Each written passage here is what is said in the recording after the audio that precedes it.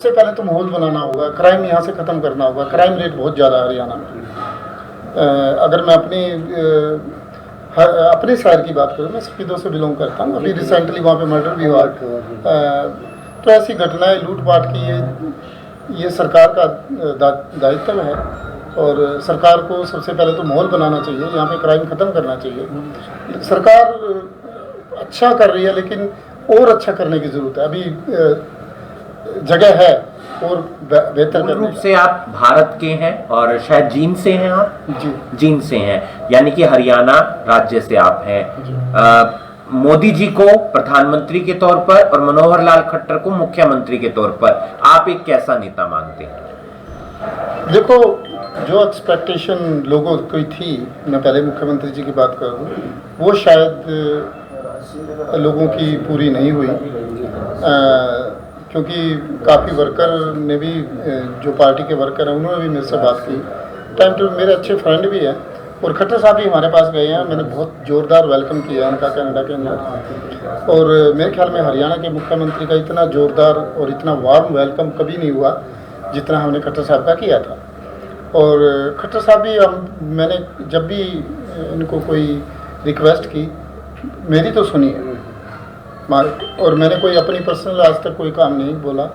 जब भी बोला कोई पब्लिक का या फिर कंट्री को लेके कुछ न कुछ कोई डिस्कशन की है। और लेकिन धरातल पे क्या हो रहा है वो आपको। तो ये तस्वीरें देख सकते हैं आप, करनाल ब्रेकिंग न्यूज के माध्यम से गुलाब सिंह जी पहुंचे हैं। आज करनाल जो कनाडा में सांसद रह चुके हैं और एक तमाम जो लोग हैं उनका स्वागत करते हुए नजर आ रहे हैं। इस वीडियो को आप ज्यादा से ज्यादा शेयर कीजिए। फिलहाल रूस और यूक्रेन की लड़ाई चल रही है और जो कनाडा है वो नाटो का सदस्य है और ऐसे में तमाम उनकी तरफ से क्या कुछ राय रखी जाती है वो उनसे जानने का प्रयास करेंगे। इस वीडियो को आप ज्यादा से ज्यादा शेयर कीजिए। मालाएं पहनाकर, बुके देकर उनका स्वागत किया जा रहा है और क्या कुछ रहेगी बातचीत वो उनसे जानने का प्रयास करेंगे। मैं तो कनाडा से बाहर ही हूँ और सरकार क्या कर रही है वो मेरे से ज़्यादा, मेरे ख्याल मीडिया के लोगों को ज़्यादा पता है। इसके बारे में मैं कुछ कह नहीं सकता क्योंकि वो एक इंटरनेशनल लेवल की बात है और कुछ ऐसी पॉलिसियाँ आप डिस्क्लोज भी नहीं कर सकते। और जो गवर्नमेंट कर रही है अपनी टीम के साथ वो कर रहे हैं, जिसके बारे में मैं कह नहीं सकता। मानते हैं सर ये शांति के साथ सारा हल होना चाहिए ताकि इस तरीके की स्थिति पैदा ना हो, इस तरीके का खून खराबा या इस तरीके की गतिविधियां? देखो, कौन चाहता है खून खराबा? और कनाडा तो एक पीसफुल कंट्री है और सभी धर्मों के लोग और एक डेमोक्रेसी को ध्यान में रखते हुए, अगर रियल डेमोक्रेसी देखनी है तो आपको कनाडा में ही देखने को मिलेगी। अगर किसी रिलीजन की रिस्पेक्ट या फिर ये कहो कि इमिग्रेंट्स का कंट्री कोई है तो इस धरती पे कनाडा ही है। भारत के साथ अच्छे संबंध हैं, बहुत स्टूडेंट्स जाते हैं कनाडा में। क्या कुछ रहने वाला है आने वाले सालों में? किस तरीके से मदद की जाएगी जो भारतीय नागरिक या स्टूडेंट यहाँ से जाते हैं? कितने अवसर वहाँ पर और देखने को मिल सकते हैं? देखो, मैं बताऊं कि हमारे 338 मेंबर ऑफ पार्लियामेंट है कनाडा की, जो पार्लियामेंट है उसके अंदर 18 member of parliament Indian origin के हैं। और हमारा स्कूल ट्रस्टी से लेके और मेंबर ऑफ पार्लियामेंट और कैबिनेट मिनिस्टर तक इंडियन ओरिजिन के लोग हैं। और रही बात इमिग्रेंट्स की, दुनिया का सेकंड लार्जेस्ट कंट्री है और पॉपुलेशन के हिसाब से बहुत कम है। हरियाणा ऑलमोस्ट हरियाणा के बराबर पॉपुलेशन है पूरे इसकी, और एरिया वाइज 4 गुना इंडिया से बड़ा है। हमें 100 साल तक इमिग्रेंट्स की ज़रूरत रहेगी। हो सकता है कि गवर्नमेंट आगे कुछ पॉलिसी में भी चेंज करे, क्योंकि उसके बारे में मैं नहीं कह सकता क्योंकि I am not in the government. मैं अपना कंजर्वेटिव पार्टी के अंदर हूँ और मैं अपनी पार्टी जब हमारी आएगी तो उसके तभी मैं कुछ कह पाऊँगा। पार्टी की अपनी पॉलिसी है, हर 6 महीने साल में पॉलिसी चेंज होती रहती है। इमिग्रेंट्स की वहाँ पे रिस्पेक्ट है और इंडियन तो हर लेवल पे एक लीड रोल में है। वहाँ पे एक रिस्पेक्ट है। अगर हिंदुस्तान से बाहर किसी कंट्री में इंडियंस की रिस्पेक्ट है तो कनाडा ही है मेरे ख्याल में। कोविड का पूरा टाइम आपने भी देखा, हमने भी देखा, और किस तरीके से वहां पर हालात बदल रहे हैं, किस तरीके से आप डेवलप कर रहे हैं ताकि जो आसपास के देश हैं जिसमें भारत, पाकिस्तान और तमाम देश हैं, उनके लोग वहां पर आ सकें और एक अच्छा जीवन व्यतीत कर सकें पढ़ाई के माध्यम से, या फिर नौकरी पेशा कुछ करना चाहते हैं तो। देखो, आपने पढ़ाई की बात की, और पढ़ाई के इतने अच्छे अवसर हैं वहाँ पे, और बहुत लोग जा रहे हैं पढ़ाई के उस लेवल पे। और पढ़ाई के अलावा इन्वेस्टमेंट का बहुत अच्छा वो है, पॉइंट बेसिस का। अभी लो, मेरे ख्याल में कनाडा की हिस्ट्री में इतना लो पॉइंट्स कभी नहीं हुए जितने अभी हैं। और गवर्नमेंट हमेशा चाहती है कि इन्वेस्टमेंट हमारे कंट्री में आए, स्टूडेंट हमारी कंट्री में आए, और लोग, अच्छे लोग वहाँ पे आए, और आ भी रहे हैं। आने वाले टाइम में आप देखोगे शायद इससे डबल या उससे ज़्यादा भी इसकी संख्या हो सकती है। क्या फर्क समझते हैं आप भारत और कनाडा के अंदर, और किस तरीके से मतलब भारत उस देश की राह पर चलकर कुछ और ज़्यादा बेहतर कर सकता है? देखो, कई चीज़ें हैं। सबसे पहले तो क्योंकि गवर्नमेंट पॉलिसी बनाती है, एक जो भ्रष्टाचार का थोड़ा ज़्यादा इंडिया में, हमारे वहाँ पे ये चीज़ नहीं है। और एक रियल डेमोक्रेसी के हिसाब से, अगर if you deserve for like एक मेंबर ऑफ पार्लियामेंट, आपको पहले विद इन पार्टी, जिसको सेमीफाइनल कहते हैं, उसी लेवल पे एक इलेक्शन होता है। अगर 4 आप कैंडिडेट हो, उनमें से एक को टिकट मिलेगी, तो जो पब्लिक जिसको चाहेगी उसको फिर पार्टी टिकट दे देती है, जो जीत के आता है नॉमिनेशन। मतलब वहाँ जनता के प्रति अधिक जवाबदेह व्यक्ति होता है, पार्टी के प्रति कम, जो कनाडा जो आपने बताया हिसाब से। हमारे वहाँ कोई राजनेता और इस टाइप की बात नहीं है। हमारे वहाँ पे एक, अगर आप मेंबर ऑफ पार्लियामेंट हो या एमएलए हो, या हमारे वहाँ पे एमपीपी बोल देते हैं एमएलए को, मेरे स्टेट में, तो वो ये नहीं सोचते कि मैं राजा बन गया। एक जिम्मेवारी बढ़ जाती है लोगों के प्रति, देश के प्रति, और वो सारी जिम्मेवारी करते हैं। हमारी कोई ये नहीं है कि हमारे आगे पीछे स्टाफ चल रहा है या सिक्योरिटी चल रही है। किसी को सिक्योरिटी की ज़रूरत नहीं है। पीसफुल कंट्री है, ऑनेस्ट लोग हैं, काम करने में विश्वास रखते हैं, और एकदम, एक तो सीधा फर्क तो यही है। दूसरा, क्राइम हमारे वहाँ कम है, क्योंकि पॉलिटिशियन कोई भी इस चीज़ को वो नहीं देता। यहाँ कुछ जगह पे ठीक है, ये गवर्नमेंट अच्छा कर रही है, मेरे हिसाब से काफ़ी फ़र्क पड़ा अभी। और इंटरनेशनल लेवल पे बात करें तो हिंदुस्तान का ग्राफ बहुत ऊपर गया अभी। देश में क्या हो रहा है वो आप लोग बेहतर जानते हो, गवर्नमेंट क्या कर रही है, क्या नहीं कर रही है। लेकिन मैं इंटरनेशनल लेवल पे बता देता हूँ कि आज दुनिया के अंदर हिंदुस्तान का नाम है। मूल रूप से आप भारत के हैं और शायद जींद से हैं आप? जी, जींद से हैं, यानी कि हरियाणा राज्य से आप हैं। मोदी जी को प्रधानमंत्री के तौर पर और मनोहर लाल खट्टर को मुख्यमंत्री के तौर पर आप एक कैसा नेता मानते हैं? देखो, जो एक्सपेक्टेशन लोगों की थी, मैं पहले मुख्यमंत्री जी की बात कर दूँ, वो शायद लोगों की पूरी नहीं हुई, क्योंकि काफ़ी वर्कर ने भी, जो पार्टी के वर्कर हैं, उन्होंने भी मेरे से बात की। टाइम टू, मेरे अच्छे फ्रेंड भी हैं, और खट्टर साहब भी हमारे पास गए हैं। मैंने बहुत ज़ोरदार वेलकम किया उनका कनाडा के अंदर, और मेरे ख्याल में हरियाणा के मुख्यमंत्री का इतना ज़ोरदार और इतना वार्म वेलकम कभी नहीं हुआ जितना हमने खट्टर साहब का किया था। और खट्टर साहब भी, मैंने जब भी इनको कोई रिक्वेस्ट की, मेरी तो सुनी है, और मैंने कोई अपनी पर्सनल आज तक कोई काम नहीं बोला। जब भी बोला कोई पब्लिक का या फिर कंट्री को लेके कुछ न कुछ कोई डिस्कशन की है।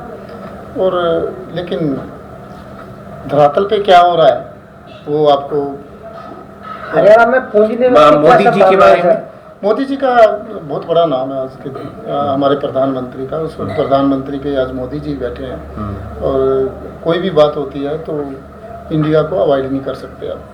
हरियाणा में तो पूंजी निवेश की संभावना है, जैसे क्या मतलब संभावना है? कनाडा कई लोग यहाँ पूंजी निवेश के लिए उद्यत है, तो यहाँ क्या माहौल है पूंजी निवेश को लेकर? देखो, माहौल ठीक है, लेकिन उतना ठीक नहीं है जो विदेशी सोचते हैं, क्योंकि हमारे माहौल में हम कोई भी चीज़ जो कनाडा में है, उसको कंपेयर करना चाहेंगे यहाँ। अगर मैं यहाँ पे यह चीज़ कोई, तो किस लेवल पे? सबसे पहले तो माहौल बनाना होगा, क्राइम यहाँ से ख़त्म करना होगा। क्राइम रेट बहुत ज़्यादा है हरियाणा में। अगर मैं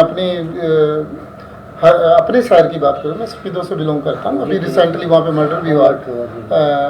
तो ऐसी घटनाएं, लूटपाट की, ये सरकार का दायित्व है, और सरकार को सबसे पहले तो माहौल बनाना चाहिए, यहाँ पे क्राइम ख़त्म करना चाहिए। सरकार अच्छा कर रही है लेकिन और अच्छा करने की ज़रूरत है, अभी जगह है और बेहतर करने का।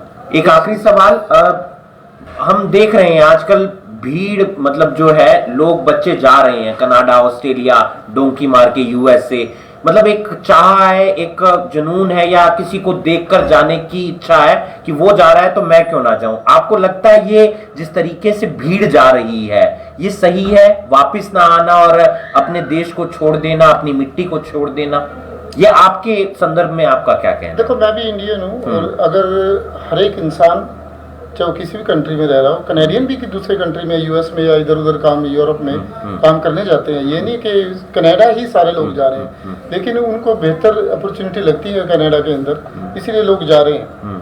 बेटर फ्यूचर के लिए इंसान एक जगह से दूसरी जगह माइग्रेट होता है और उसी के तहत ये हो रहे हैं, क्योंकि वहाँ पे बेटर अपॉर्चुनिटी है। अगर आपका जितना आउटपुट है, इनपुट है, तो आउटपुट भी है। तो लोगों का ये मानना है और देख भी रहे हैं, मुझे भी महसूस होता है कि जितनी मेहनत वो करते हैं हम उसका आउटपुट उतना नहीं ले पाते भारत में। और दूसरा ये कि जैसे मोदी जी जब से आए हैं, बीजेपी गवर्नमेंट आई है, तब से काफ़ी चीज़ों में सुधार भी हुआ, चाहे वो सफाई स्वच्छता अभियान है या और भी काफ़ी चीज़ें हैं। हर इंसान को बैंक से, आधार कार्ड से और ये सारी चीज़ों से जोड़ना, ये मेरे हिसाब से बहुत बढ़िया कदम है। गवर्नमेंट कोई भी अगर हेल्प करना चाहे अपने नागरिक की, तो सीधा उनके अकाउंट में जैसे सीधा मनी आना, कोई वेट नहीं करना, ये अच्छी पॉलिसी है। सर, एक हाल ही में किसान आंदोलन हुआ था, काफ़ी देशों में, बाहर की कंट्री में भी किसान आंदोलन की गूंज सुनाई दी थी जी। तो किस तरह से देखते हैं आप किसान आंदोलन? देखो, इंडिया का ये इंटरनल मामला है, इसमें हम कुछ नहीं कह नहीं सकते, पर हम एक जर्नल उस पर, क्योंकि मैं भी एक किसान का बेटा हूँ, और ये है कि गवर्नमेंट को सही सुनना चाहिए, और मेरे ख्याल में गवर्नमेंट ने अभी तो उसका सोल्व कर दिया और मेरे ख्याल में ठीक कदम लिया, पर थोड़ा सा ये कि थोड़ा सा अर्ली ले लेते तो और बेटर रहता। पीछे कनाडा में भी एक प्रोटेस्ट हो रहा था, मुझे मालूम नहीं किस संदर्भ में था, वो आप ज्यादा शायद बेहतर बता पाएंगे, क्या मामला था? बहुत प्रोटेस्ट हुआ वहां पर, लोग उतरे सड़कों पर। प्रोटेस्ट ये था कि गवर्नमेंट के खिलाफ प्रोटेस्ट था, क्योंकि मोस्टली जो पंजाब से लोग हैं या हरियाणा से भी लोग हैं, वो जमींदारों के लिए उसमें संख्या ज़्यादा है। हर इंसान किसी न किसी रूप में फार्मर से या किसानों से जुड़ा हुआ है, तो उनमें एक रोष था कि इतने दिन से किसान बैठे हैं, इसका कोई ना कोई हल होना चाहिए, और उसको लेके प्रोटेस्ट था कि जल्दी से जल्दी हमारी डिमांड मांगी जाए। लेकिन बीच में कुछ तत्व आ जाते हैं, तो ये नहीं समझना चाहिए कि पूरा कनाडा या पूरे लोग उसके खिलाफ थे। ठीक है, सबका यही था कि भाई पीसफुली इसका एक सॉल्यूशन होना चाहिए। सॉल्यूशन हुआ सर? सॉल्यूशन वो तो यहाँ के फार्मर बता सकते हैं। वो उन्हीं के लिए बैठे थे वहाँ पर? बिल्कुल, वो फार्मर की सपोर्ट में बैठे थे। जो लोग प्रोटेस्ट कर रहे थे वो तो सरेआम था, उसमें बताने की जरूरत नहीं, मीडिया को तो सबसे पहले था। सिंह साहब, जो एजुकेशन सिस्टम है भारत का, जो महंगी शिक्षा है, कनाडा की समझते, चीन के समझते, यूक्रेन की समझते, तो मतलब क्या यहाँ जो प्रतिभा का लगातार पलायन हो रहा है, यहाँ बॉन्ड सिस्टम है, मतलब कॉलेजेस में, मेडिकल कॉलेजेस में, इंजीनियरिंग कॉलेजेस में, और यहाँ जिस हिसाब से एजुकेशन का स्तर है, आरक्षण है, इन सब चीज़ों को क्या मानते हैं? क्या ये मतलब प्रतिभा पलायन में सहायक है चीज़ है? आज चूंकि आप भी यहाँ के रहे हैं, यहाँ रेड टेपेस पर रहिए, लाल फीताशाही, भाई भतीजा बात, यदि कल्पना चावला को अवसर मिलता है तो क्यों अमेरिका जाती है, या सीवी रमन को अवसर मिलता है तो क्यों जाते हैं वो वहाँ पे? देखो, एकदम ओवरनाइट कुछ नहीं होता। मेरे ख्याल में इंडियन गवर्नमेंट बेहतर काम कर रही है इस उसमें, और हमारे काफ़ी बच्चे बहुत वर्ल्ड क्लास के हमारे स्टूडेंट हैं। आप ये मत सोचना कि हमारे स्टूडेंटों का लेवल लो है, नहीं। मैं कहता हूँ कि हमारे स्टूडेंट जो हमारे मतलब इंडिया के जो स्टूडेंट हैं, तो वो उनका जो IQ है और जो उनका लेवल है बहुत हाई है और बहुत कॉन्फिडेंट है। आप ऐसा नहीं कह सकते। अपॉर्चुनिटी नहीं है हरियाणा देखो, क्योंकि पॉपुलेशन बहुत ज़्यादा है ना, पॉपुलेशन का फ़ायदा भी है, नुकसान भी है। तो एक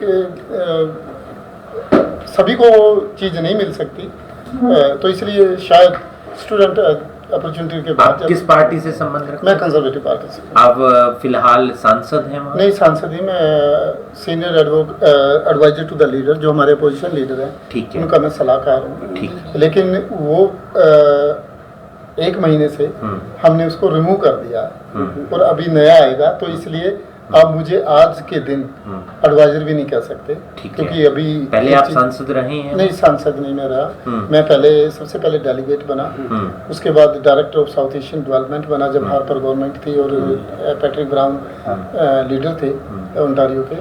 उसके बाद मैं economic development and policy adviser बना ब्रैम्पटन का, और 2 साल से मैं senior adviser to the leader, जो हमारे अपोजिशन लीडर हैं। हमारी पार्टी अभी अपोजिशन में है, सेंटर में, स्टेट में हमारी है, सिटी में भी हमारी है, लेकिन सेंटर में हमारी नहीं है। तो वहाँ पे हम 2 एडवाइजर थे, दूसरे मेंबर ऑफ पार्लियामेंट क्यूबिक से, एक हमारा दूसरा प्रोविंस है वहाँ से थे, और मैं ओंटारियो से था।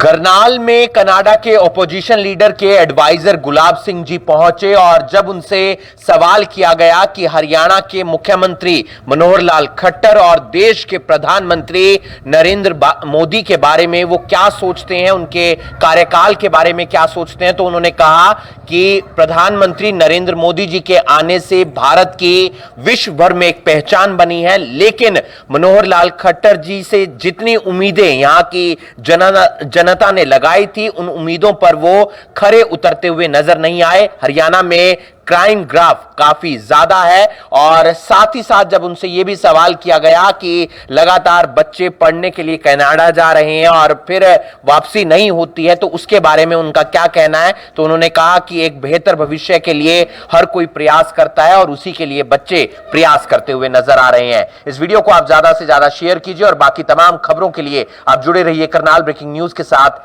नमस्कार।